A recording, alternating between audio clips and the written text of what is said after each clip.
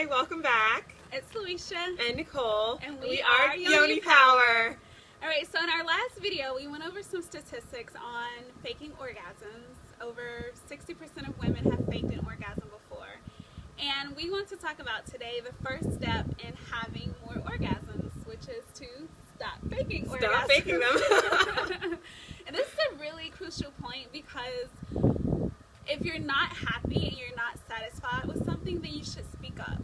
And it's not okay to just pretend that you're being satisfied when you really aren't. So we really want to just be comfortable with opening up this conversation about just not being happy with what's happening. Mm-hmm. And that starts with being honest with ourselves, and then next is being honest with our partners. A lot of women go through the experience where they are in the middle of a sexual act and they're not being fully satisfied, and they decide not to speak up about it, not to say anything to their partner about it, and that creates a dishonest situation within the relationship. Yeah, so it's really being comfortable with being honest with all parts of yourself, and having the courage to just speak up and really say something about it. And, you know, it's probably not comfortable in the middle of sex to say, you know what, you're not, that didn't work. You're not hitting it right. You know, I understand that can be uncomfortable, but maybe afterwards, if you can remember some of the things that you didn't like or some things that you wish that the person did, then just, you know, casually, not you know, with a confrontation, but just find a time that you can just really ease in and say, you know what, I really like this more and I didn't like that. And most people are going to be receptive because the idea is they want to please you. Hopefully, if you're with, you know, a good with the right person. Yeah, if you're with the right person, they want to see you happy, and their whole point is to please you.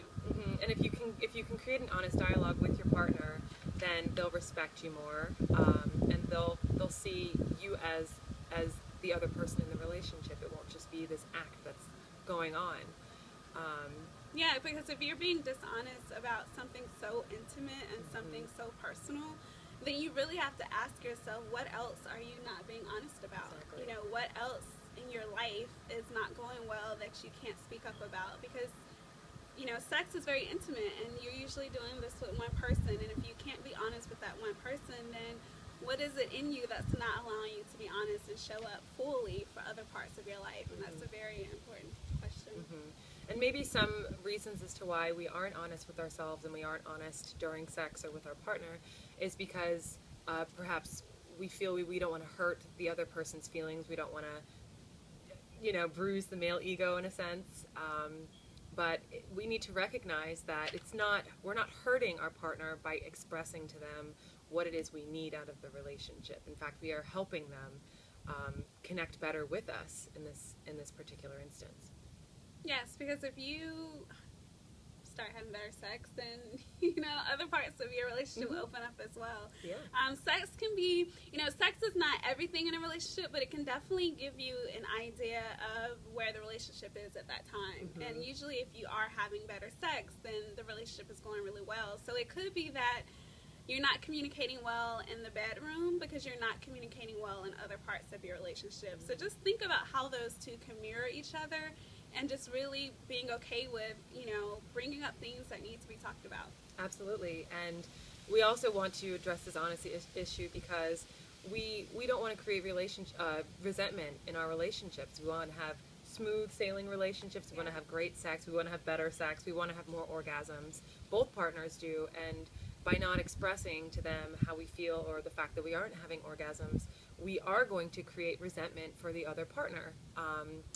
Whether they find out later that we've been faking the whole time and they're going to be perhaps resentful towards us, or we will be resentful towards them because they are unable to please us. Exactly. Right, and it's like, how can you're not leaving room for improvement? So that's a big point too, is if you're not being honest, then the situation can't change, and you don't leave room for improvement. So our challenge for you this week is to stop faking orgasms. Stop faking. Be very honest about what you need for pleasure, and to have those conversations and just really show up in all parts of your life so that you can have the best life ever.